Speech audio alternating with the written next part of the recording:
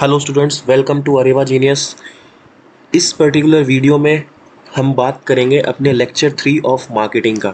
Video आने में थोड़ी सी लेट हो गई क्योंकि बहुत सारे काम एकदम से आ गए थे, एग्जाम्स, रिजल्ट्स, सारी अलग अलग बैचेस के, दैट्स वाई। बट अब से एश्योर करता हूँ हर डे एक वीडियो आपके चैनल पर आता रहेगा। ओके, सो इस पर्टिकुलर लेक्चर में डिस्कस करेंगे 5 competing models in market, marketing pillars के बारे में, कस्टमर नीड्स कैसी कैसी होती हैं, उनकी क्लासिफिकेशंस के बारे में जानेंगे, और एक काफ़ी इंपॉर्टेंट टर्म होगा हमारे लिए सोसाइटल मार्केटिंग। उनके कुछ केस स्टडीज़ मुझे क्या करने हैं, डिस्कस करने हैं, एंड काफ़ी ट्रेंडिंग है, सो मे बी इंपॉर्टेंट हो सकता है आपके एग्जामिनेशन के लिए, that's why. And as usual आपके फुल लेंथ मॉक सेकंड आपका लॉन्च हो चुका है। एंड जो लोग एंड्रॉयड से एक्सेस नहीं भी कर पा रहे हैं, मैं उनको रिकमेंड करूंगा कि वो डेस्कटॉप से एक्सेस करें। This is the website for your test login. Okay, आप यहाँ पे जाके अपना अकाउंट क्रिएट कर सकते हैं and further you can access in the free section. Okay, यहाँ पे फ्री टेस्ट करके ऑप्शन आएगा, आप उससे आराम से क्लिक करके आप अंदर जाकर सारे टेस्ट को दे सकते हैं। ओके, तो चलिए बात करते हैं company orientation towards market place. देखो, मार्केट प्लेस के बारे में मैंने सब कुछ बता दिया था, अब कंपनी के ओरिएंटेशंस के बारे में बात करेंगे। काफ़ी इंपॉर्टेंट है, एमसीक्यूज बहुत ज़्यादा इससे क्या होते हैं, फॉर्म किए जाते हैं। ठीक है, इनके कॉन्सेप्ट्स पे बहुत ज़्यादा एमसीक्यू फॉर्म होते हैं, स्ट्रेट फॉरवर्ड भी बहुत सारे क्वेश्चन आते हैं। ओके, 5 कॉम्पिटिंग कॉन्सेप्ट्स कौन कौन से हैं देखो। Production concept, product concept, selling concept, marketing concept और सोसाइटल मार्केटिंग कॉन्सेप्ट। ये पांचों नाम आपको बहुत अच्छे से याद रखने हैं। बात करते हैं कि ये प्रोडक्शन कॉन्सेप्ट में होता क्या है। प्रोडक्शन कॉन्सेप्ट देखो, सबसे ओल्डेस्ट बोल सकते हो तुम बिजनेस में। शुरू के टाइम पर जब आप हमारा इंडिपेंडेंस आया था 1947 के बाद, उस समय सबसे इम्पोर्टेंट क्या एम किया गया था कि भाई हमें इंडस्ट्रीज को क्या करना है, बढ़ावा देना है। इकोनॉमिक्स में बताया था ना सारा कुछ कि भाई सेकंड प्लान से बहुत सी चीज़ें इंडस्ट्रियलाइजेशंस पे फोकस होने लगी, प्रोडक्शन पे बहुत ज़्यादा ध्यान दिया जाने लगा, क्योंकि भाई हमें एक as an independent country resources की बहुत ज़्यादा ज़रूरत थी। एंड रिसोर्सेज ज़्यादा कब होंगे, जब आप प्रोडक्शन क्या करोगे, ज़्यादा करोगे। सो ये कुछ उस टाइम का क्या बोल सकते हो कॉन्सेप्ट है। Holds that consumer prefer products that are widely available and inexpensive. ये बात सही है, आज भी आपके मार्केट में कुछ प्रोडक्ट्स ऐसे होते हैं जहां पर लोग उन प्रोडक्ट्स को ज़्यादा विश्वास करते हैं जो कि मार्केट में बहुत ज़्यादा अवेलेबल हैं एंड दे आर इनएक्सपेंसिव।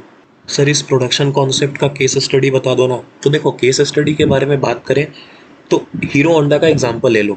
जो आपकी हीरो होंडा की पहले बाइक आती थी, अब तो किसको हीरो बोलते हैं। ठीक है, होंडा अलग हो चुका है। सो हीरो की जितनी भी बाइक्स आती हैं अभी, जैसे कि स्प्लेंडर, ओके, सो लो कॉस्ट है, काफ़ी बढ़िया प्रोडक्शन एफिशिएंसी है, मास प्रोडक्शन होता है इनका। एंड इवन बायर्स भी सबसे ज़्यादा क्या करते हैं, इसी को ही ट्रस्ट करते हैं in the specially the village areas and the second tyre cities. Okay, वैसे ही एक और भी विमल का सौंफ आता है। ठीक है, वो भी क्या है, लो कॉस्ट है और बहुत ही ज़्यादा प्रोडक्शन एफिशिएंसी पे ध्यान दिया जाता है, 1 रुपए की चीज़ है।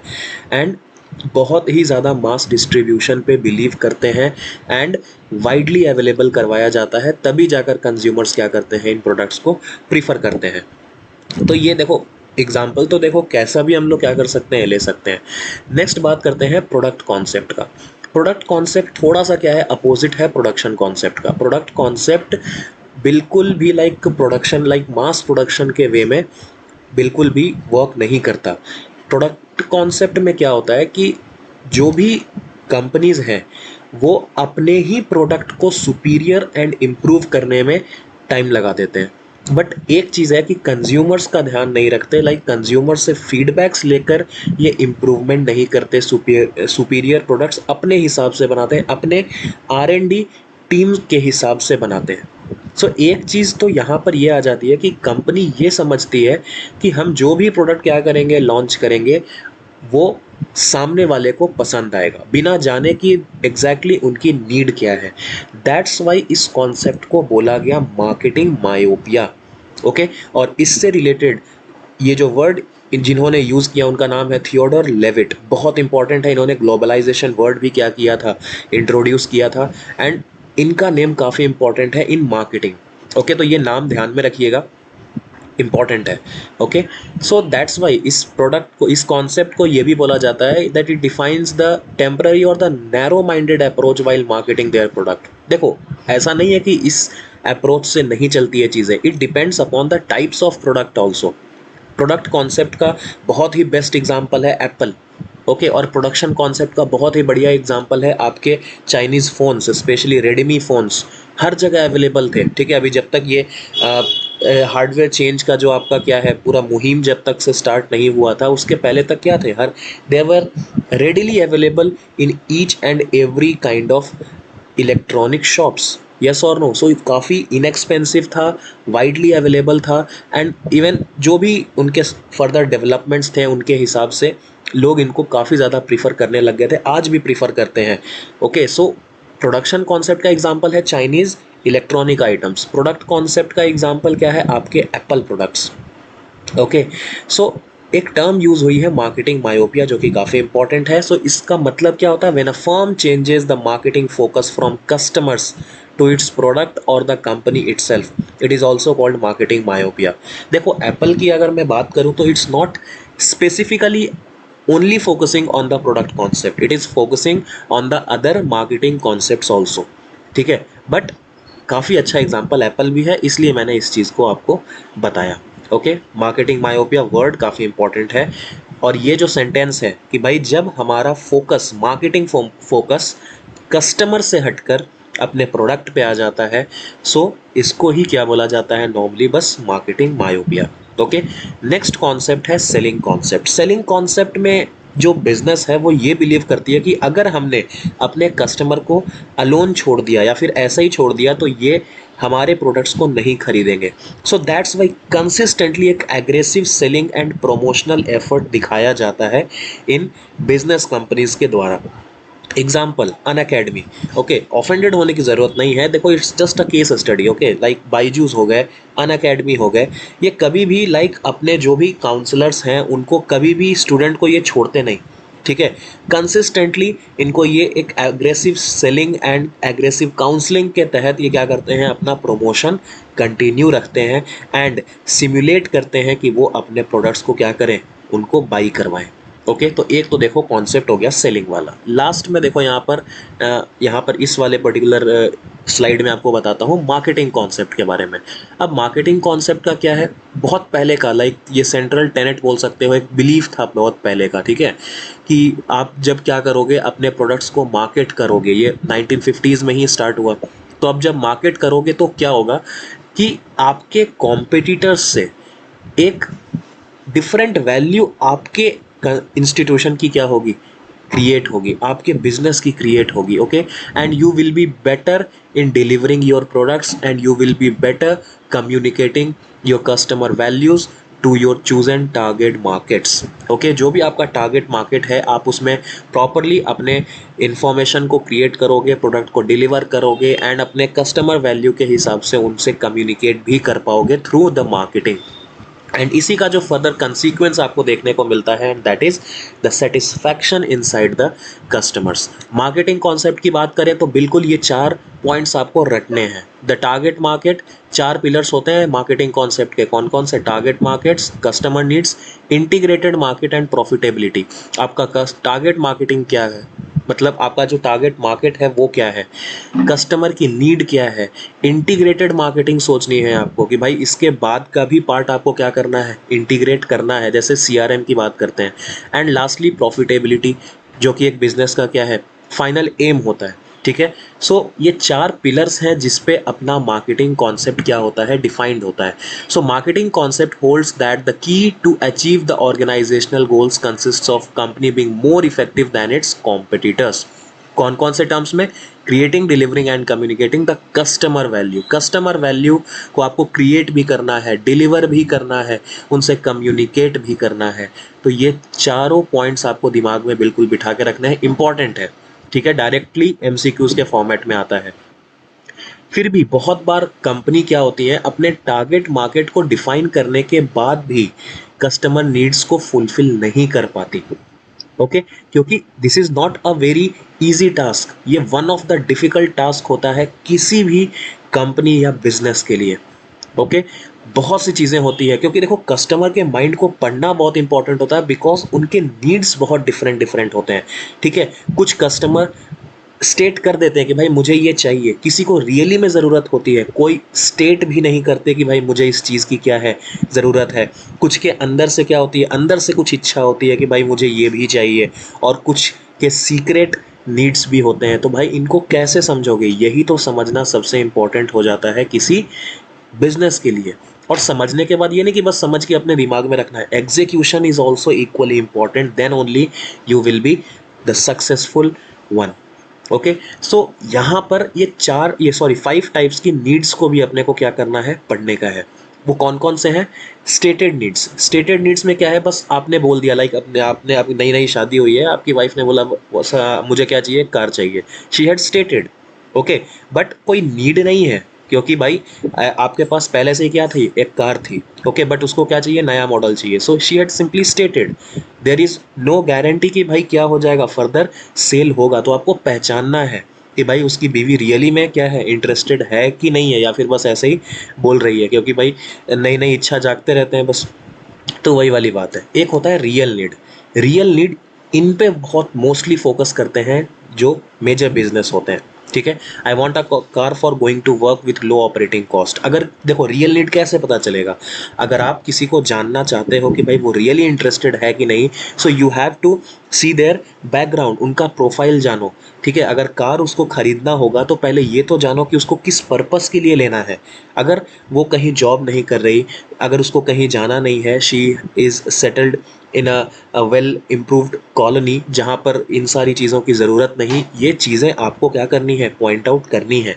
ओके, सो जैसे ही आपको एक नीड दिखेगी, you will see that yes this is a real need, क्योंकि उसको ऑफिस जाना है, उसको वर्क करना है, एंड उसका जो रिक्वायरमेंट है वो ये है कि भाई क्योंकि डेली अप डाउन करने का है, सो लो ऑपरेटिंग कॉस्ट में क्या हो जाएगा, उसको कार चाहिए। तो this will be simply classified in a real needs. Okay, अब अनस्टेटेड नीड्स मतलब ये स्टेट नहीं किया गया, बट एक चीज़ रहती है, I want good after sale service from the dealer. अगर आप आज किसी डीलर से अपने कार को परचेज करते हो तो भाई आफ्टर सेल सर्विस भी क्या होनी चाहिए, ये चीज़ प्रॉपर होनी चाहिए। ये अनस्टेटेड होता है, ये कस्टमर के दिमाग में क्या होगा उस समय नहीं आएगा, बट आपको प्रोडक्ट को परचेज करने के बाद आपको ये सारी चीज़ें पता चलेंगी। ठीक है, कि हाँ भाई ये हमने तो स्टेट नहीं किया था, बट ये फिर भी एज एन एड ऑन मिल गया आपको। ठीक है, ये चीज़ें समझना है। नेक्स्ट है डिलाइटेड। ये कस्टमर के माइंड में रहता है कि भाई अब मैंने इतनी महंगी कार खरीदी है, तो भाई इसमें वूफर ये सब सब कुछ तो लगा कर दे दो। ठीक है, तो और इंश्योरेंस फ्री कर दो। ये सब डिलाइटेड नीड्स होते हैं कि भाई अगर मैं 10 lakhs 11 lakhs खर्च कर रहा हूँ, तो भाई कुछ 20-30 thousand का क्या करो, आप अपने तरफ से कुछ ना कुछ या तो डिस्काउंट दो, या फिर कुछ ऑफर्स के तहत जितने भी चीज़ें होते हैं वो एज एन एड ऑन हमारे पास ऐड कर दो। तो ये डिलाइटेड नीड्स बोलते हैं। ठीक है, कुछ गिफ्ट्स इंक्लूड करो, या फिर किसी भी टर्म्स में कुछ एक्स्ट्रा सर्विसिंग फ्री दे दो, आप वूफर एक्स्ट्रा लगा दो। ठीक है, नेविगेशन सिस्टम हमारे कार में एक्स्ट्रा लगा दो। ठीक है, ये RFID जो टैग्स आते हैं ये सब एक्स्ट्रा फ्री में लगा दो। तो ये सब डिलाइटेड नीड्स होते हैं, जब कस्टमर एक्सपेक्ट करता है अपने डीलर से कि वो कुछ गिफ्ट अपने कार के साथ क्या करे, इंक्लूड करे। तो देखो एक ही एग्जाम्पल में ये सारी चीज़ें क्या हो गई हैं, कवर हो गई। And lastly the secret needs. Secret needs मतलब I want a car for the status symbol. कुछ होते हैं ना कि भाई कार खरीदना है, बट क्यों खरीदना है ये नहीं बता रहे। ठीक है, अब उनको थोड़ा ऐसा होता है कि भाई आप कुछ ऐसी सोसाइटी में रह रहे हो जहाँ पे सबके पास कार है। ओके, और सबके पास काफ़ी अच्छी कार है, तो भाई आप भी क्या कोशिश करोगे, भले ही मुझे रिक्वायरमेंट नहीं है, बट उनसे एक अच्छी कार खरीदने की एक सीक्रेट नीड होती है फॉर द स्टेटस सिंबल। तो भाई ऐसी नीड्स को क्या बोलते हो, सीधा सीधा सीक्रेट नीड्स में क्या कर दो, क्लासीफाई कर दो। तो ये 5 टाइप्स ऑफ नीड्स होते हैं जो कि कंपनी को समझना होता है, and with respect to the types of need आपको उन कस्टमर्स को टारगेट करना होता है। ओके, तो इस चीज़ को बिल्कुल दिमाग में क्या करना है, बिठाना है। बस सिंपली ये 5 टाइप के नीड्स को क्या करना है, आपको ध्यान रखने का है, और कुछ भी नहीं।